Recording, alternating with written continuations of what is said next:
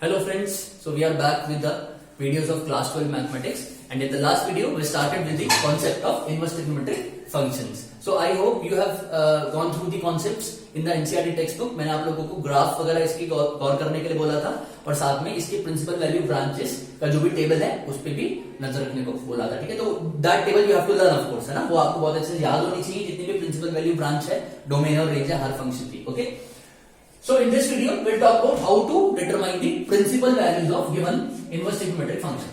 So I'll take one example. So suppose they tell me to find the principal value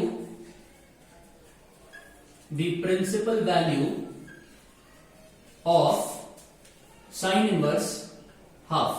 Let's say sin inverse half की वो मेरे को principal value निकालने के लिए बोलते हैं. ओके, सबसे पहले तो मैं आपको ये बताना चाहूंगा before going to this part कि साइन इनवर्स एक्स और साइन एक्स का inverse, these are two different things. Okay, इनसे कंफ्यूज नहीं होना कभी भी. साइन इनवर्स एक्स जो है वो आपका इनवर्स ट्रिग्नोमेट्रिक फंक्शन है, जबकि साइन एक्स का इनवर्स जो है वो आपका रेगुलर ट्रिग्नोमेट्रिक फंक्शन है, which is nothing but cosec x only. Okay, 1/sin x, which is cosec x. तो ये इनवर्स में प्लीज कंफ्यूज मत होइएगा. Okay, let's get back to the question. We have to determine the principal value of sin inverse half. Okay, so कैसे करेंगे? I'll say कि let some y is equals to sin inverse half.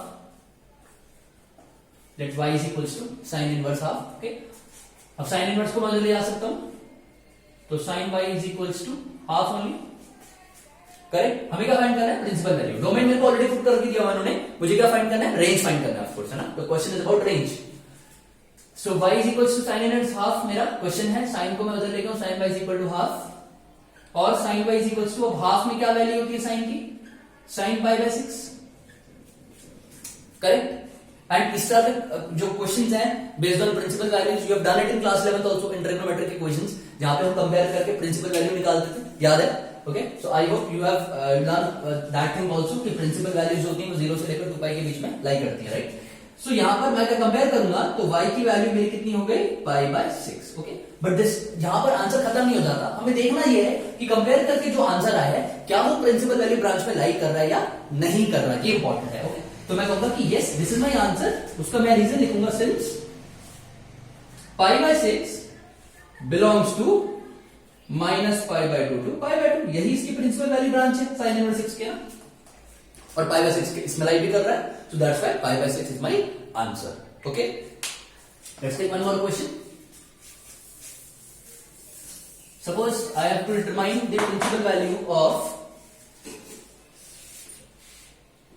cos inverse minus root 3 by 2. Cos inverse minus root 3 by 2. Okay, so of course I'll say कि let y is equals to what? Cos inverse root 3 by 2. So that cos y is equals to what? Minus root 3 by 2. Correct. So cos y is equals to minus क्या value होती है? cos pi by 6, cos 30 degree, cos pi by 6. Correct. Now अब मैं compare तब तक नहीं कर सकता जब तक कि नेगेटिव साइन यहां से नहीं हट जाता, राइट. तो ना ही मैं नेगेटिव साइन को इधर दे सकता हूं, because cos minus x is not equal to minus cos x. If you remember 11th class का ही आइडेंटिटी है, कॉन्सेप्ट है. तो उस माइनस साइन को हटाने के लिए मैं क्या कर सकता हूं? इसको मैं सेकंड क्वाड्रेंट में ले जा सकता हूं, है ना. तो कैसे लिखेंगे? cos pi is equals to cos pi minus pi by 6, because cos pi minus theta minus cos theta होता है, राइट. तो जैसे मैंने नेगेटिव साइन अंदर भेजा तो मैं इसको सेकंड क्वाड्रेंट में ले गया. And what is my answer? y is equals to 5 pi by 6, है ना. And that is the answer only. why? Since 5 pi by 6 belongs to the principal value branch of cos inverse x, which is 0 to pi. That's why this is my answer. बात समझ आ रही है? Because जो value आपकी अगर कर रही है वो प्रिंसिपल वैल्यू ब्रांच को भी लाइक करनी चाहिए. ठीक है. Okay, so I think I can write it. मुझे लगता है शायद ये बिलो वाला विजिबल नहीं होगा, तो अगर मैं इसको ऊपर लेके दोबारा बता देता हूं आपको. ठीक है, कि अगर कंपेयर करेंगे तो y की वैल्यू कितनी आ गई मेरी? 5 pi by 6. Correct. And that is the answer only. Why? Because since 5 pi by 6 belongs to principal value branch of cos inverse x, which is 0 to pi. Right, ठीक है। So one more example, सो उससे आप लोगों को ज्यादा clarity हो जाएगी कि किस तरीके से प्रिंसिपल वैल्यूज हम निकाल रहे हैं।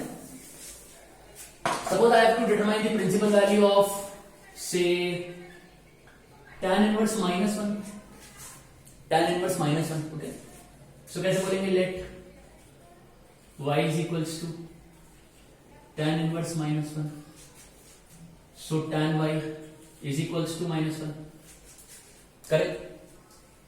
tan y is equals to -tan pi by 4, right. और इस माइनस साइन का इलाज करना है, क्या इलाज होगा, या तो मैं इसको सेकंड क्वाड्रेंट में भेज दूं, जैसे कि मैंने कॉस के साथ करा था। सपोज अगर मैं इसको सेकंड क्वाड्रेंट में भेज देता हूं, so it will become pi minus pi by 4 which is 3 pi by 4।